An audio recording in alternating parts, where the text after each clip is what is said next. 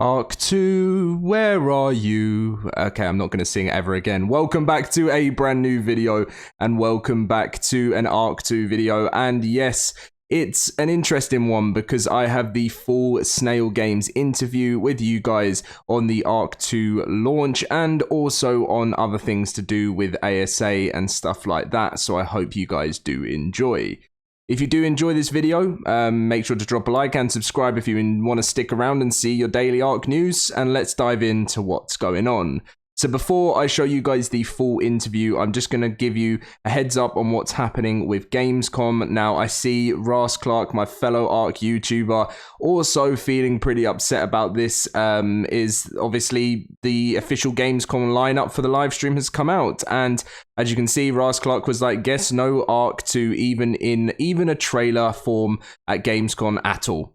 Because you guys would have seen there was a playable demo that was posted by Xbox that was meant to be at Gamescom, and then that was later quickly removed, saying that this was a mistake.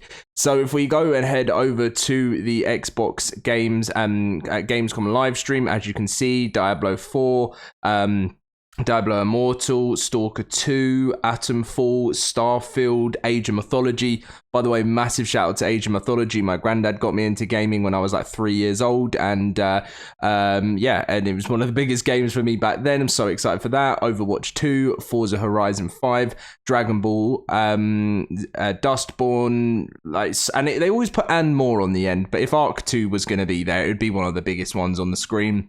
Star Wars Outlaws, World of Warcraft, Fallout 76, Towerborn, The Elder Scrolls Online, many other games there too. Indiana Jones in the Great Circle, Sea of Thieves is on there, but obviously nowhere was Ark 2. Now, as I said, I very much doubt, as you can see some comments here, some comments on Ras Clark's one saying, maybe it's a part of the and more, and obviously not. It's just not going to be here, guys. It's such a shame. I really, really expected that after we saw a hint that it was, maybe they got mistaken, it wasn't a playable demo, and they were going to actually bring us a brand new trailer. Some people have said, we don't need a new trailer, and I get that. We've had two already, but just sort of to let us know the kind of release date on things. Now, if you didn't see the video when I mentioned what Neddy said, is in this call, which you're about to listen to, Neddy goes on to say, Ark Survival Ascended is being used as a reference for success, according to Snail Games in their Q2 2024 earnings call yesterday. Once we see that the mass market is ready to accept Unreal Engine 5, that will give us the right market window to launch Ark 2, it said Peter Kang at Snail Games. So, a lot of people seem to believe Ark 2 is never ever going to launch because they say that they don't feel like Ark Survival Ascended is ever going to have enough success. But the matter of fact is the reason Ark 2 will launch, in my personal opinion, is because it's kind of a now or never really, because Ark Survival Ascended clearly isn't making enough income. I'm sure they're still making some fairly decent income because there's a very, very big, there's still always that dedicated Ark fan base that will be there, that will be purchasing mods and everything like that and supporting the game and buying Bob's Tall Tales. So they'll be making fairly nice income from it.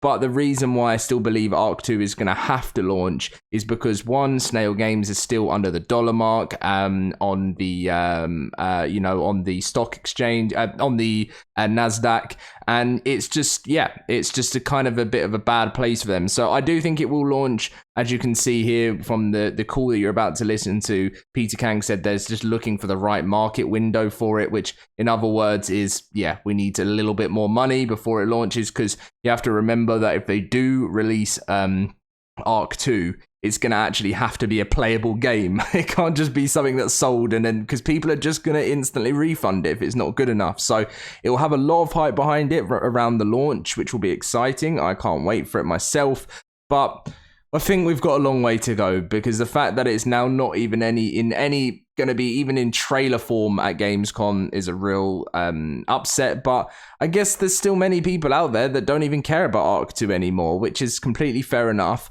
I still feel like those players will want to try out the game. There's like the Souls-like third-person combat is something that's putting off a lot of players, and that again is understandable. That's why they said they brought us ASA to give us an upgraded version of the game.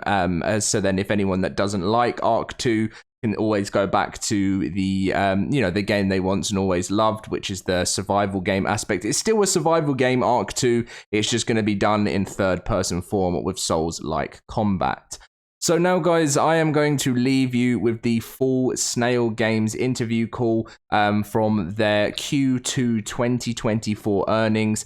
And it's interesting. You sort of hear things, from Snail Games, and you can kind of get an understanding of what sort of position that the game is right now. And obviously, in many interviews, they seem to feel like the premium mod side of things is going very well.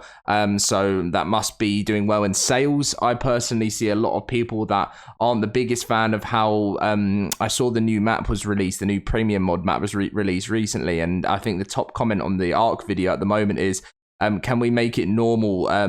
Make it a thing that you can't make it a premium mod until the map's 100% finished. So I don't think that's a bad shout as well. Like, I want the mod creator to make the full amount of income because the mod creators deserve it. But I do kind of understand people's points when they say it would be, to make it an actual official premium mod that people pay for, that it needs to be 100% done.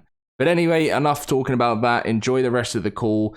Drop a like and subscribe if you'd enjoy the video. And yeah, see you guys for the community crunch later tonight. Question comes from Pat McCann with Noble Capital Markets. Please go ahead. Good afternoon, and thanks for taking my questions. My first question has to do with the Ark Survival Ascended adoption. As I think you've mentioned before, there were some technological disconnects between the potential user base of ASA and the game, based on the processing power that's necessary to run such a complex game on Unreal Engine 5. I was wondering, could you provide an update to how the adoption of that game is trending, and have there been any changes to your expectations for the adoption period for that game, as far as the quarters going out, several quarters, and the adoption period may be taking a little longer than originally expected because some users don't have the high-end PC. How is that going? Is that going as expected, or any changes there? Hi, this is Peter King. I'll be answering this question. Great question. I believe last time when I spoke on this topic, it was regarding the technological adoption rate.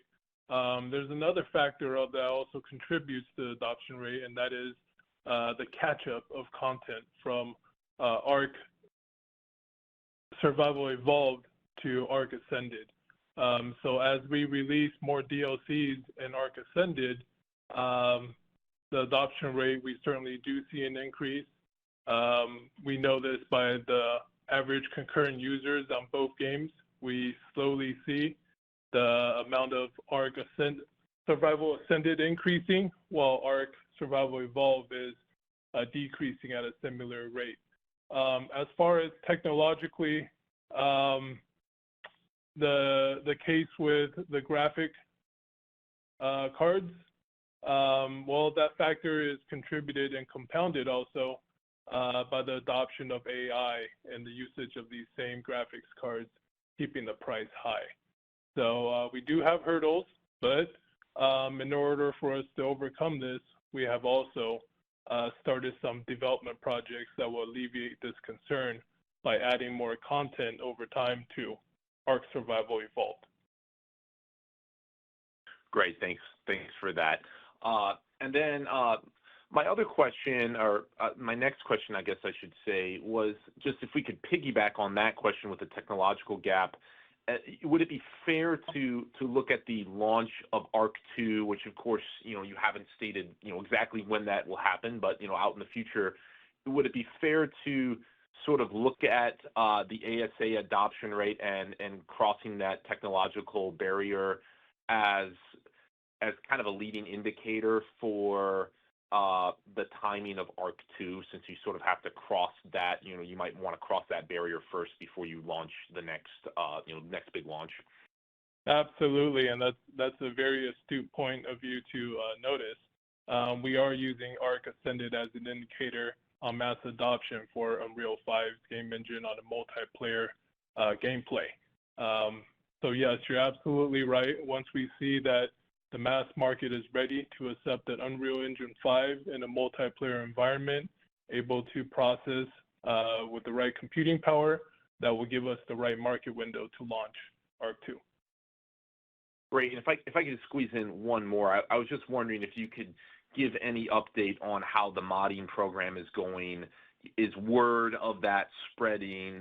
And on the other hand, has there been any pushback from users who don't want to pay for mods and that sort of thing? How's the community, accepting the program? The program is being very well received. Our partners at Overwolf, who are handling the curation of the mods, have reported nothing but great things about the success of our program. Recently, we've launched a Power Rangers mod through the program, which was 100% contributed by a third-party studio. And this mod performed exceptionally. As we're launching our programs, we have seen other games also launch similar pay-for modding programs, and the other titles have not received the amount of support that we have from our community. We have received no lashback, no negative reviews about our ecosystem and allowing content creators to generate revenue from the modding program, whereas the approaches from other competitors have received backlash due to their approach being significantly different from ours. Great, much appreciated. Thanks so much for answering the questions. This concludes our question and answer session.